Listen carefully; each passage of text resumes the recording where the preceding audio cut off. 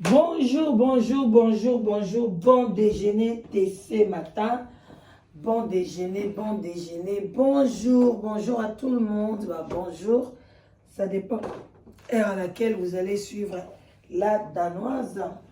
Bambote ebele, bisika, bizubi. Voilà. Même pas. Bon déjeuner. Coucou, coucou, coucou. Bambote ebele, ebele, ebele. Na poussa mon bouquet. Nzamba lola ayebako pambola bino bandeko na ngai na bon déjeuner ya lelo. Voilà, bon déjeuner ya lelo ezali bon déjeuner moko eza un peu triste. Mais ce qui likambu emonani, ce qui likambu nzamba permettre emonana, pourquoi pas hermope to ya koloba yango. Na ye na bon déjeuner ya lelo te pona bon dimanga. Que la danoise a lobby à solo ou bien lobby à lokuta beau juger ndenge beaucoup juger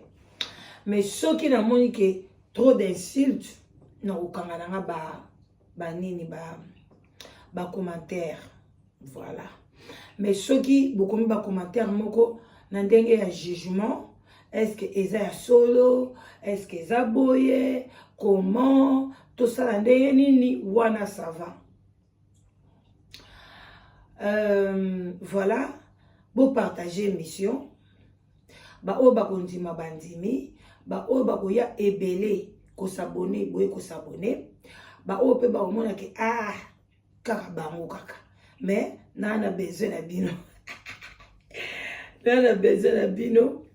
Bo s'abonner ebele. Bo partager mission, bo liker, na zaka na communiquer. Na oumela te en tout cas plus ou moins 10 minutes et vous allez belé pendant le bamingité na fona benga médecin na 8 heures juste et à biso. Alors bande konangai voilà et là on a memé libino et ça makambo etali Angélica. Pour le moment na olobana personnalité mais na robenga ya Angélica parce que azali nanu parmi batamukili place azali nanu azwi kimia na ete bolobala danoise nde nini eza bongo bato nyonso bakufaka eza te so okufika mbala moko zwi kimia te il faut leka na makambo ebele parcours ya nzela na yo ndenge ni otambolaki et puis est-ce que okufi liwa na yo ntango nango ekoki soki ntango nango ekoki gloire à Dieu. Wana okine na ona lia repos aux élis jugement. Mais ce que okufi na liwa ya bandoki ou bien ba magicien ba kozwayo bandi ko komi soda na bango na monde na bango obandi ko salela bango obandi penza ko sala makambo ebele. Alors lobby tolekaki journée moko 2 jours oyo na site nanga na zoki penza posa ya kolobela makambo ya Angélica parce que ngai moko pe nazali rescapé ya liwa ya maloba ya mabe ya ba mystique autant mususu to boy na biso ko ya ko exposer yango na caméra pona bandoki musu ba profiter tozo bunda nango kaka nzambe aza ko sunga zo pesa biso makasi oyo balingaki peki un jour bango pe ba cheki mutambu na bango pona biso pe tokufa toke kosalela bango na monde na bango mais nzambe aza na contrôle toza bana nzambe toza ka ko prier yango pe te muto koloba tolongwa na média yango te atolongwa na média osoko za cible bandoki basalo mabe ba osaloka mabe mais eloko ezaka kito e babo nzambe et puis totambo na vérité soko za na kati ya vérité bandeko nanga ata ba ye en tout cas nzamba ko akolonga nzamba osunga yo mais soko zo tambo na lokuta nde place okomona ke soko pe ba ye bazwi yo na liwa ya ndeko na biso Angélica oyo azalaki pe youtubeuse na période ya mulai makasi mingi te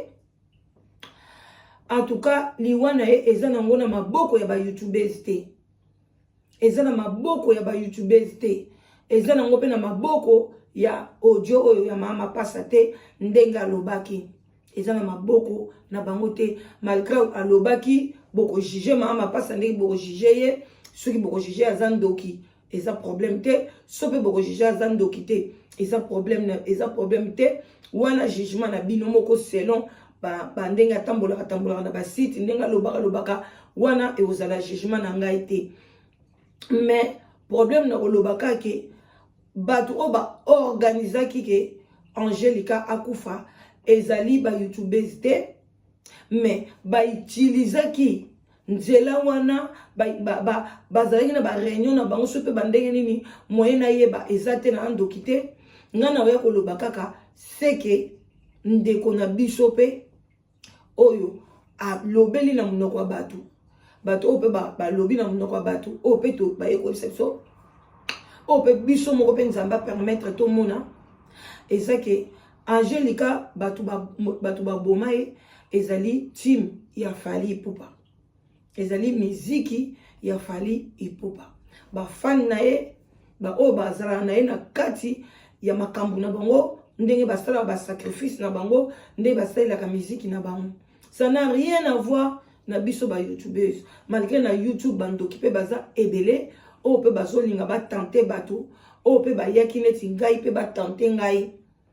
alors bandeko na nga bato ebele baza na kati ya YouTube ba youtubeurs ebele baza pe na misala ya malamu te baza pe bamonaka bacontribuaka pe na basorcellerie oyo biso toyebi te alors tokanga na bonzambe bandeko esali nzoto malili pona nini azaki cible na bango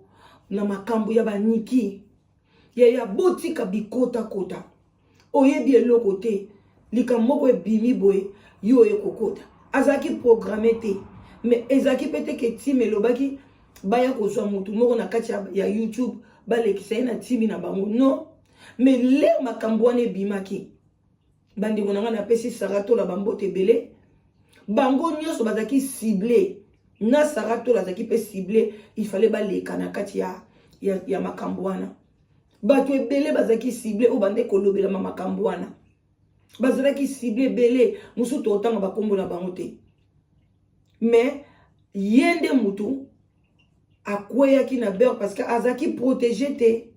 ni na famille na ye ni na mama na ye ni na ye moko abande ko kende ka loyenge ya monaki on ka loyenge alors ba ciblaki saratola ye bakangaki physiquement il fallait pe aleka mais azalaki soutenu na ye moko te mais na ba prière ya mama na ye saratola yo kanga bien yo pe olingaki oleka na makamba timu wana mais ba prière ya mama oya yo asala atika na mokili ase yango ba parents to yeba ko sambela pona bana na biso ba prière ba parents esungaka ba malédiction ba parents ekendeke peti na se yango yo kaka osali lisumu malédiction eketi na 4e génération o prière ape kitoko prière wana ekokende ti na 4e génération même ata mwana na ozo kende boye yango bomona na même na Bible nzamba zo ba Salomon ke azo sala mabe mais ba prière ya bakoko na ye yango nde komaki ke azala kaka na odeur ya kitoko epa ya nzambe yango nde likambo esunga saratola ba prière ya ba parents na ye alors yo parents soko zo ka bon déjeuner o yeba nde nini ya kosimba bana no na ba prière yeba nde nini ya koloba maloba malamu parce que soki pe lelo mama passe azosimba buzz parce que azali na loyenge ba utiliser munoko na ye a prononcer maloba wana pona elata ye pona elata mokili alors que bato basaki makambo wana bavai na bango na kimia parce que mama passe akotaka penza na vie wana akotaka